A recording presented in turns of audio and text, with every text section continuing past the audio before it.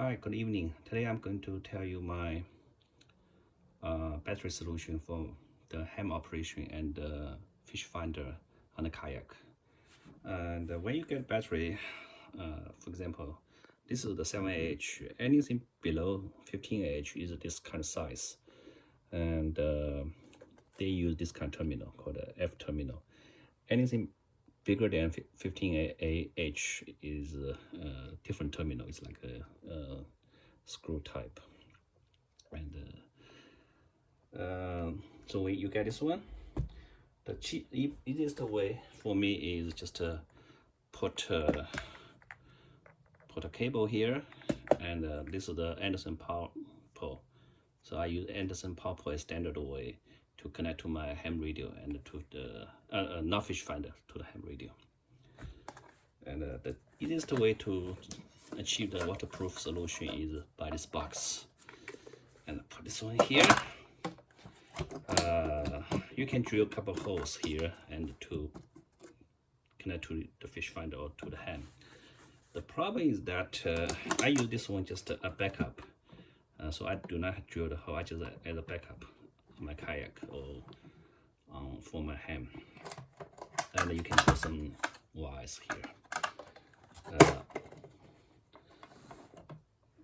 For the kayaking, I use this solution. This is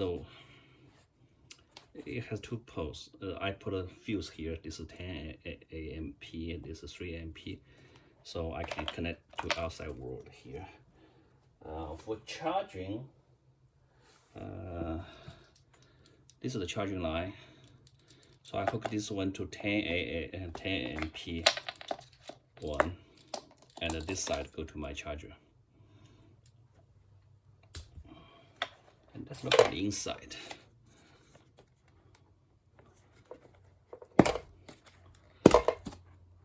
You can see that the battery is hidden here, and it has a fuse here. Okay, so this is a waterproof, and this is 7Ah. I run my fish finder, 9-inch fish finder for 5 hours without any problem. But I did the calculation, and my fish finder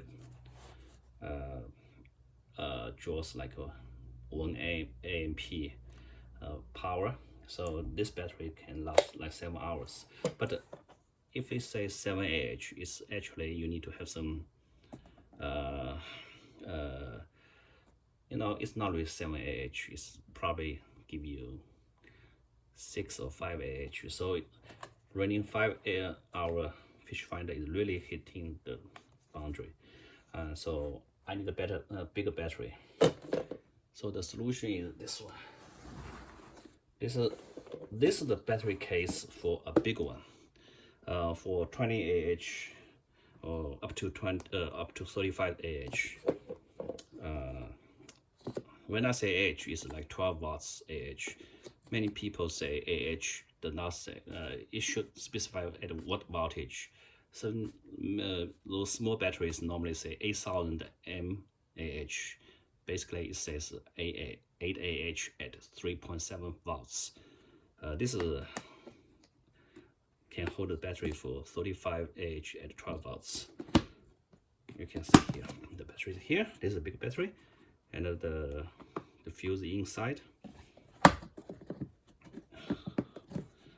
And this battery can run my fish finder for, oh my gosh, this is a 20Ah battery, so it can run my fish finder for 12-15 hours without any problem.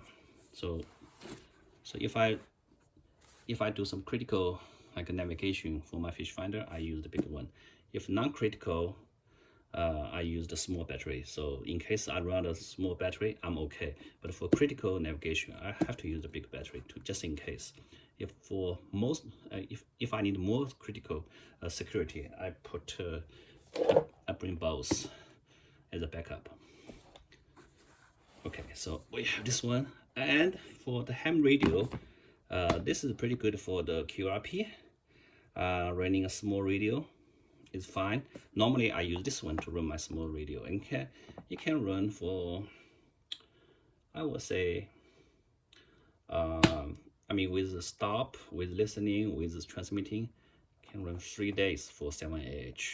If I run continuously on a big radio, for example, 7300, 7300 draws 20 amp. So these two battery is not sufficient. I have to use a big battery, which is this one. This one can hold 100Ah battery. It has, it has this terminals. It has a cigarette port, has a breaker, and test here, and it's pretty good. The problem is that this is not waterproof. This is not waterproof. If I drop this into the water, the battery is gone, and the battery is quite expensive. For the ham radio, that's okay because I'm not near to any water. A little bit of rain on this one, it's okay. Probably I can open that for you. Right now, this one is empty, and the wire is here. Yeah, the wire here. The reason it's empty is that it used to be not empty, and because I took the battery out. Let me show you what I did. I'm sorry.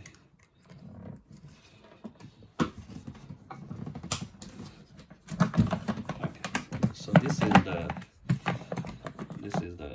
this one, and here I put the battery.